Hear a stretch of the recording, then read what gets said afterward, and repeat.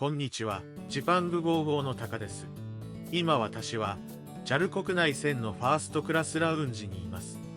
前回の動画で、おすすめのうなぎ店をご紹介しましたが、今回は、おすすめのお蕎麦のお店をご紹介します。年越しにお蕎麦を食べられる方も多いのではないでしょうか。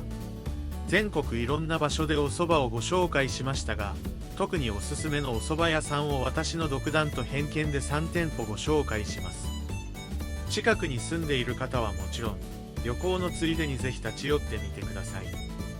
このチャンネルはホテル紹介を中心に、各地の観光スポットをご紹介しています。動画作りの励みになるので、チャンネル登録、高評価いただけると嬉しいです。お店をご紹介する前に、簡単に蕎麦の歴史をご紹介したいと思います。古い文献には、4世紀頃からすでに日本で蕎麦の実が栽培されていたという記録があります。蕎麦の実は栄養価が高く、特にビタミンやミネラルが豊富なことから、古代から人々の健康を支える重要な食材の一つとして受け入れられました。昔の蕎麦は実をおかゆにしたり、粉にして餅や団子、蕎麦がきとして食べていました。諸説ありますが、一般的な麺のお蕎麦が庶民に広まったのは江戸時代です。江戸時代の蕎麦は茹でるのではなく、蒸すのが一般的でした。理由として、10割蕎麦は切れやすいので、切った蕎麦をせいろに乗せて蒸し、そのままお客さんに提供するのが主流でした。今でも盛り蕎麦を、せいろ蕎麦と呼ぶのはこの名残です。後に、二八蕎麦と言われる、小麦粉を使った蕎麦が誕生したことにより、蒸すから茹でる調理法が取られるようになりました。10割蕎麦よりも喉越しが良く、食べやすいので、蕎麦屋さんが広まった一つのきっかけでもあったそうです。年越しに蕎麦を食べる風習もこの頃からできたそうです。諸説ありますが、大阪商家の主人が、奉公人をねぎらうために出していたお蕎麦が始まりではないかと言われています。蕎麦も奥が深いので、調べてみるといろんなことがわかりそうですね。それでは、お待たせしてしまいましたが、おすすめのお蕎麦屋さんをご紹介していきます。最初にご紹介するのは、こちらの山口観光でご紹介した、山口県長門湯本にある、瓦そば、柳屋です。山口宇部空港からは車で1時間ほどです。長門湯本駅からは歩いて15分ほどです。甲斐長門からも歩いて3分ほどの距離にあります。甲斐長門でもご紹介しましたが、長門湯本は訪れ側を中心にとても雰囲気が良い場所です。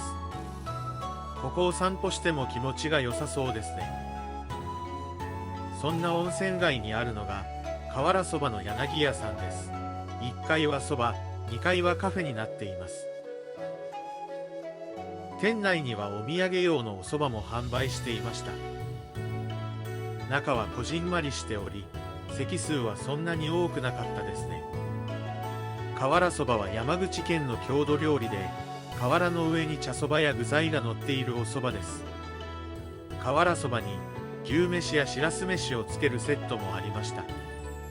瓦そばは西南戦争の際に薩摩の兵士たちが野戦の合間に瓦を用いて肉や野草を食したという伝承から、昭和中期に山口県下関市にて発案されたそうです。こちらのお店では風味豊かな茶そば、手作りの錦糸卵、旨味あふれる牛肉、新鮮な薬味など一つ一つにこだわった素材を熱々の石州瓦に盛り付けて提供しているそうです。こちらが瓦そばです。とてもインパクトがあり、美味しそうですね。今までに食べたことがないお蕎麦です。熱した瓦の上で広がる香ばしい香り、ふわふわのお蕎麦とパリパリのおこげなどがとても美味しいです。お蕎麦におこげがあるなんて今までにない経験です。王道のお蕎麦ではないですが、とても美味しいですね。これは長門に来て、ぜひ食べていただきたい一品です。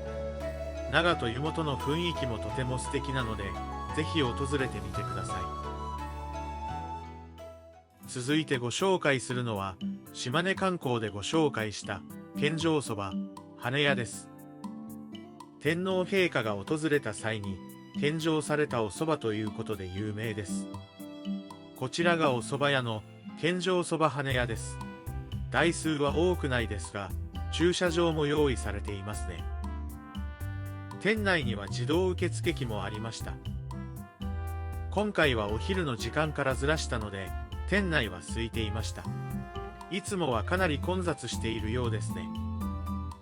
意外にも作りは洋館っぽいです。席数も結構ありました。いろんなお蕎麦があるのでどれを注文しようか迷いますね。今回は3色割り小蕎麦を注文しました。3段になっていて、それぞれ違うトッピングがあるお蕎麦です。値段は1050円です。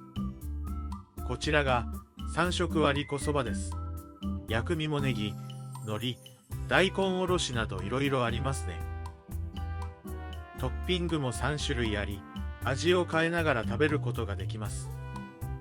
一般的なお蕎麦は、蕎麦つゆに麺をつけながら食べます。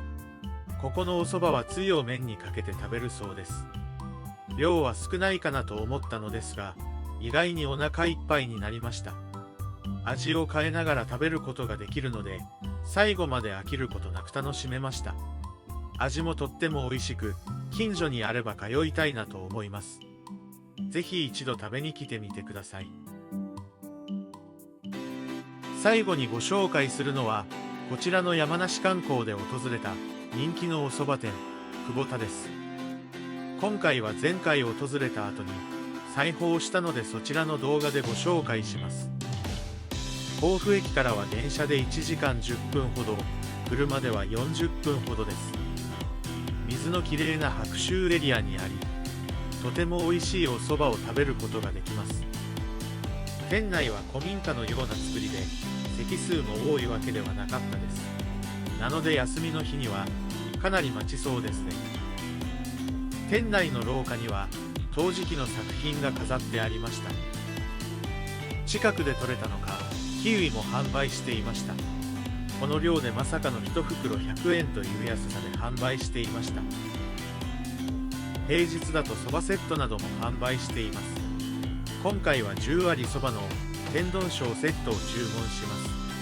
他にも前回注文したエビ天おろしそばや天ぷらそば、鴨せいろなどいろいろありました。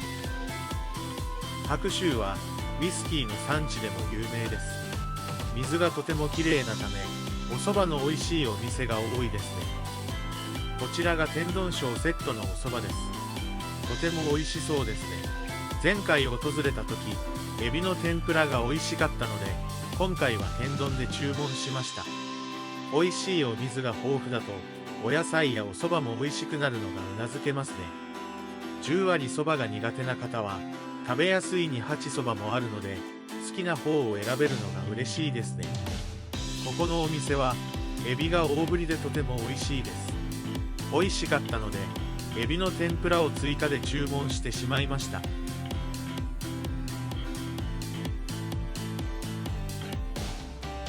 この天ぷらはぜひ注文していただきたいです。支払いもカードや電子マネーが使えるので便利だと思います。少し遠いですが、足を伸ばしていただきたいお店です。ぜひ訪れてみてください。それでは今回のおすすめお蕎麦店、いかがだったでしょうか。どこも美味しそうなお蕎麦ばかりでしたね。紹介したお店以外にも、各動画ではおすすめスポットをご紹介しています。概要欄に動画のリンクがありますので、よかったらそちらも確認してみてください。これからも様々なおすすめグルメをご紹介したいと思うので、楽しんでいただけたら嬉しいです。今回の動画が少しでも皆さんの旅行に役立てられたら嬉しいです。動画作りの励みになるので、チャンネル登録、高評価をお願いします。最後までご視聴いただきありがとうございました。それではまた次回動画でお会いしましょう。さようなら。